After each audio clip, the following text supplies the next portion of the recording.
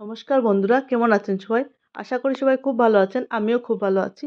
আজকে আমার রান্নাঘরে সবাইকে স্বাগত জানাচ্ছি। আজকে রান্নাঘরে একটা আমি রেসিপি নিয়ে এসেছি। মাছের রেসিপি নিয়ে এনেছি। রুই মাছ ফুলকপি দিয়ে রান্না করব। শীতকালে আমাদের খুবই দারুণ টেস্টি একটা রেসিপি এবং খেতেও সেটা দুর্দান্ত লাগে। তো প্রথমে আমি এখানে পেঁয়াজ আর টমেটোগুলো নিয়ে নিয়েছি। এখানে একটু কুচি করে নেব। প্রথমে মশলাটা একটু জোগাড় করে নিয়েছি। আদা, রসুন, পেঁয়াজ, টমেটো সবকিছু করে নেব। আর এদিকে মাছগুলিও ধুয়ে নিয়ে এসেছিলাম, রুই মাছগুলিকে। প্রথমে এখানে সর্ষের তেল আমি বসিয়ে দিয়েছিলাম আর নুন হলুদ দিয়ে মাছগুলিকে একটু ফ্রাই করে নেব। একটু লাল লাল করে তুলে রাখবো ভেজে।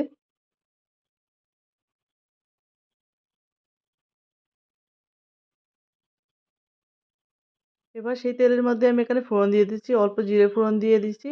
দিয়ে আমি এখানে পেঁয়াজ কুচি দিয়ে দিয়েছি।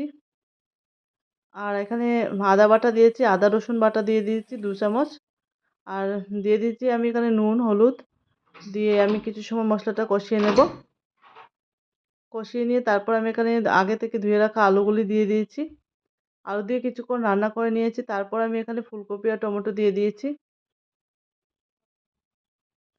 দিয়ে একটু ঢাকা দিয়ে কিছুক্ষণ রান্না করে নেব,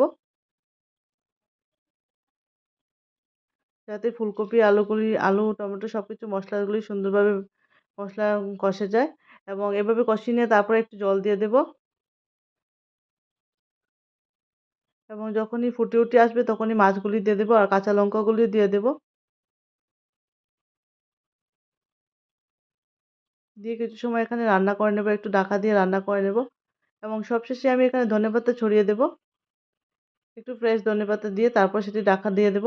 শীতকালে এরকম ধনেপাতা ফুলকপি দিয়ে রান্না করলে খুবই ভালো লাগে খেতে এবং দারুণ সুস্বাদু হয়। আমার এই রেসিপিটা কেমন লাগছে অবশ্যই বলবেন। যদি ভালো লাগে তাকে অবশ্যই লাইক শেয়ার কমেন্ট করবেন। চ্যানেলটাকে সাবস্ক্রাইব করে দেবেন যাতে নতুন নতুন রেসিপিগুলি তোমাদের কাছে পৌঁছে যায়। ততক্ষণ সবাই ভালো থাকবেন, সুস্থ থাকবেন। Thank you for watching.